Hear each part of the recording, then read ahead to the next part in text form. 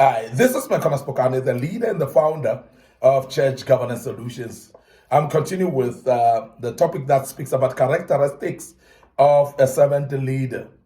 And today I want to embark on service as a characteristic of a servant leader. Serving or service as a characteristics of a servant leader. We have outlined the book of Matthew, chapter 20. And we've spoken about chapter 20, verse 26 to 28, that Jesus continues his teachings, saying, instead, whoever wants to become a great among you must be your servant. And whoever wants to be first must be your slave, just as the Son of Man did not come to be served, but to serve, and to give his life as a ransom for many. Jesus is teaching that the essence of a great leader is servant leadership. And he's emphasizing that if you want to be great, then you must be a servant. If you want to lead the others, you must be a slave to them. And what a teaching. What a teaching that many may not agree with. But this is what Jesus came to teach, that servant leadership is the greatest type of a leader, a leadership that is very important, particularly if you have to be a biblical leader. And but when you want to be a Christian leader, that's very, very important. But Jesus set this example for that sake. Now he's teaching his people, he's teaching his disciples, and he wants them to learn that servant leadership will be the one that will promote you. We find that servant leadership, characteristics of a servant leadership, is about humble service. And I must really say that when we talk about humble service, we talk about a service that you do willingly, a service that you do without being forced to do.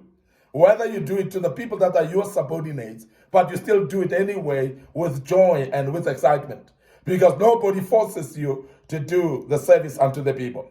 This is the kind of service that involves giving of oneself, not taking for oneself, because many of the leaders are there for a gain, and they want to milk even the leanest sheep amongst their people. They want to milk even their followers. They don't want to receive. They don't want to give themselves. They want to receive, and they only look towards receiving and not to give themselves over. Now, this is very important if we are going to speak about servant leadership, that one should learn to give themselves over. Now, to communicate this concept, Jesus uses the two words that most frequently used to express the idea of servanthood. What are the words? He's using diakonos and what we call doulos. And he adds the two together, and they equal service, because they are diakonos plus doulos, which is service in short. And these are words that he uses. And then when you look at that, service then becomes a very, very important thing to a leader that is a Christian leader. And I want to emphasize the fact that service cannot be discounted when you are a Christian leader. To fully grasp this teaching of Jesus, let's briefly let's look at a brief example or examine both words. First, when Jesus uses the word diakonos, which is the first century referred to one who serves others. It does speak about one who serves others voluntarily. It speaks about somebody who serves others without being forced to do. So he was stating that greatness involves being a servant. He was speaking about when you serve others without being forced, you are a great person. So he said that as he was teaching. Next, he says that being first in his kingdom involves being a slave. So here Jesus switches to the word diolos that I spoke about a bit earlier. This term referred to one who was in a service position and had forfeited his rights, and we see that forfeited his rights of being a leader, but becoming somebody who's like a servant in the midst. Now, the distinctive thing about the concept of the doulos and subordinates, obligatory and responsibility nature of the service in exclusive relationship to his Lord. So you'll see that the servant is different here in this regard, but they are actually seeing their leader as almost equal in the sense of the exemplary life that the leader is showing. So because the leader is serving the follower always see themselves being served as well, while the leader is the leader, but he's actually serving his people. It involves giving as well. Giving without expecting. It involves giving without expecting anything in return. Whereby, as a leader, you find yourself giving without expecting anything. Because your followers may not be able to give back to you, but you give everything without expecting anything. Jesus' point is that our service, which is the diakonos that we spoke about, on the one hand is voluntary. It's not something that you're forced to do. It's not something that anybody was putting a gun on your head and said, please serve the people. No, you're doing it voluntarily on your own. You're choosing to do it. The disciples weren't Hebrew slaves in Roman culture who were obligated to serve. They had the choice to serve on their own because they were not forced. And this is very important. On the other hand, is in light of all that Jesus had done for them, they were at the same time under obligation to serve him. And that's what we call doulos. Because he serves them, he was not under obligation, but they themselves as servants of him, they were under obligation without expectations of their own. But Jesus still served them.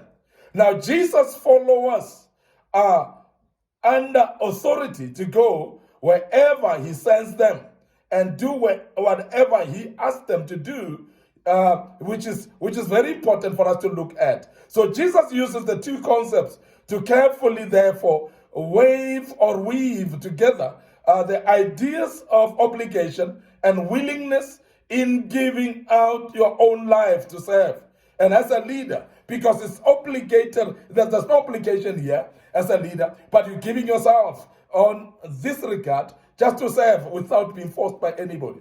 This is what we call voluntary serving. And that's very, very important. So service is very important as a characteristic of a leader who is a servant leader. We are obligated to serve him, which is Jesus, but at the same time, we must be willing to serve him as well. Because as much as we are obligated, you can still say no.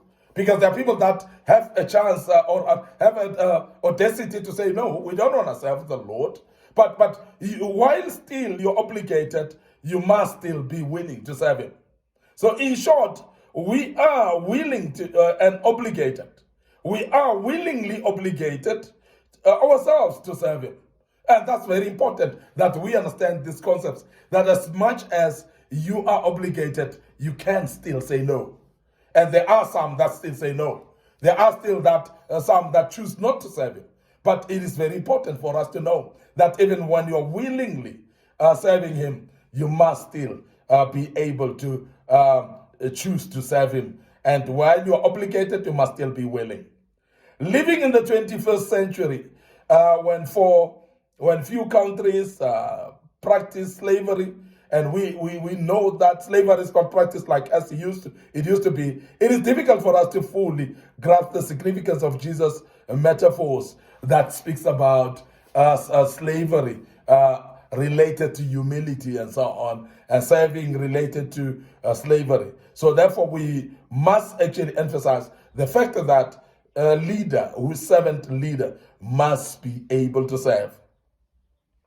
The idea of devoting oneself to a lifetime of lowly service must have been a huge challenge to the thinking of a small band of leaders who wanted to serve their Savior, Jesus Christ, but at the same time lived in a world that deemed that kind of service as diabolic. And I'm sure you would realize that that we see, even the Pharisees and the Sadducees and so on, they used to have a problem with Jesus washing the feet of his disciples, because they say, if he's the master of them, why is he humbly then washing their feet?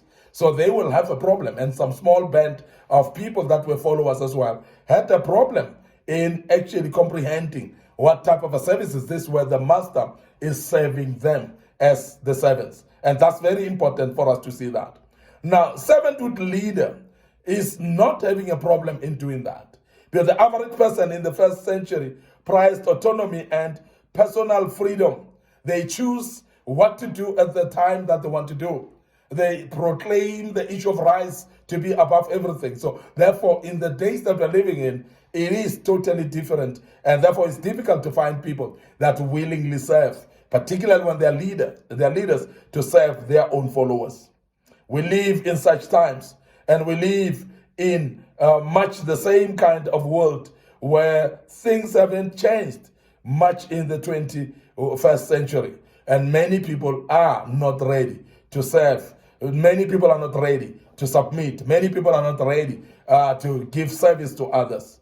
And I must emphasize that in verse 20 of that book of Matthew that we have referred to, chapter 20, Jesus uses himself as an illustration of the kind of selfless service that he expects from servant leaders, just as the Son of Man did not come to be served, but to serve. That's what he states in verse 28. And that outlines exactly that. He gives an example, and he is actually showing that servant leaders should be able to be ready to serve and to give his life as a ransom for many. He has done that, and he expects servant leaders to be able to do that as well. We could sum Jesus' life up with the one word: service. Jesus was a person who served.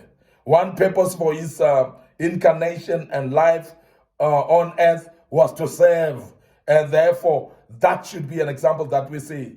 And the model that he has shown of service is what we must follow, because he has shown that to his disciples. And us, especially in the days that we're living in, we should still be people of service as well. And I want to conclude and say, Christian leaders should be Christian people, or should be leaders of service. People that serve their followers, not only expect their followers to serve them, but also serve their followers. I want to end up here today.